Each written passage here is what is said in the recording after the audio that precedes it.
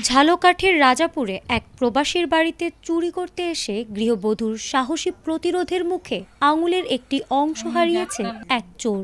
তবে সহযোগীদের সহায়তায় পালিয়ে যাওয়ার সময় দুটি মোবাইল ফোন নিয়ে যায় চোরের দল। ঘটনাস্থল থেকে উদ্ধার হয়েছে চোরের বিচ্ছিন্ন আঙুলের অংশ। বুধবার রাতে পরিবারের সদস্যরা ঘুমিয়ে থাকাকালে ঘরে প্রবেশ করে চোর। রাত প্রায় 2টা 40 শব্দ পেয়ে ঘুম ভেঙে যায় গৃহবধূ ঝুমুর বেগমের। তিনি চোরকে দেখে চিৎকার শুরু করলে চোর তার মুখ চেপে ধরে। শুরু হয় ধস্তাধস্তি। এক পর্যায়ে চোরের একটি আঙুল গৃহবধূর মুখে চলে গেলে তিনি শক্ত করে কামড়ে ধরেন।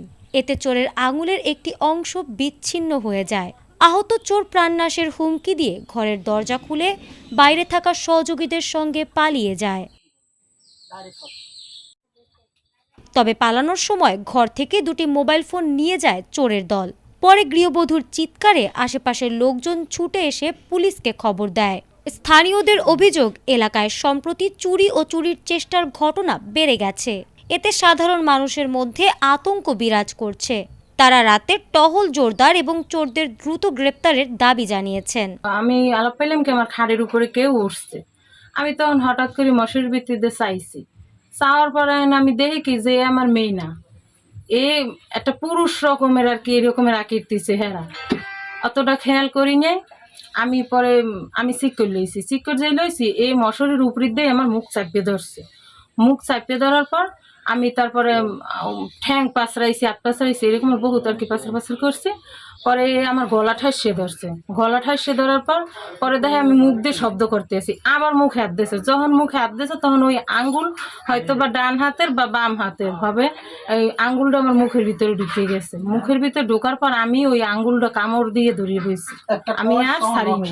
একটা ককর সহ নখ সহ আর কি আমি কামড়াই ধরিয়ে দিয়েছি। দেখলাম আমরা নদীরা যে মশারিতে রক্ত, ওই আঙ্গুলের মাথা রয়ে গেছে, নখ রয়ে গেছে। এই এখানে দফাদার ছিল, সে আসছে। তারপরে গ্রাম্য যত পাড়াপিটি সবাই এখানে উপস্থিত ছিল। থাকার পরে আমরা কিছুক্ষণ পরে গাড়ি নিয়ে আমরা রাজাপুর যাই। ওখানে পদক্ষেপ নিয়েছি আইনগত ব্যবস্থা নেওয়ার জন্য। ওখানে এন্ট্রি করা হয়েছে। ওখান থেকে 5জন, 2জন সেপাই আর 3জন উপরস্থ কর্মকর্তা এসে তারা আসছে এখানে লিখিত অভিযোগ নিয়েছে। রাজাপুর থানার ভারপ্রাপ্ত কর্মকর্তা সুজন বিশ্বাস জানান, ঘটনাস্থল পরিদর্শন করা হয়েছে। অভিযোগের ভিত্তিতে তদন্ত চলছে। জড়িতদের শনাক্ত করে প্রয়োজনীয় আইনগত ব্যবস্থা নেওয়া হবে। Desk report, ATN Bangla.